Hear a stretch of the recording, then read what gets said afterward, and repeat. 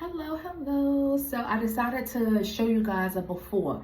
So I have a consultation tomorrow with a new loctician, which I really didn't want to do. I really love my loctician that I've been going to for the last year and a half.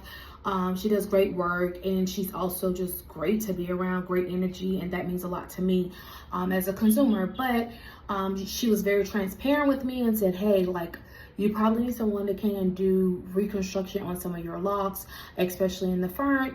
And she was perfectly okay with that. And so I appreciate that. So I booked somebody. I was very hesitant. I'm like, I'm not booking anybody else.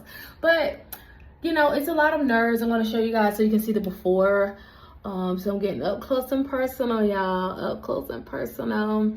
I do have a lot of gray hair, but I'm not worried about the gray hair at this point. I'm just worried about basically if she can reconstruct a few locks that I've lost and just kind of get me back on the road. So again, I have some thinning in the crown, which is, that's normal for me. I'm not looking for a magician to give me hair strands in the top. I've been able to cover those for the last couple of months, well, couple of years here, and so that's okay. But I'm not okay with is my locks starting here because some of them have popped with postpartum. But you know what I'm learning as not only an individual but a mom, you have to rock and roll with the changes. Like, as you grow, as your kids grow, as your life changes, your environment changes, it throws you a loop, right? And it's important that we learn how to adjust. So I'm just like, you know what? Life, let's go. And so I'm doing it with a smile on my face, even though it is challenging at times to see where you once had hair or thick hair.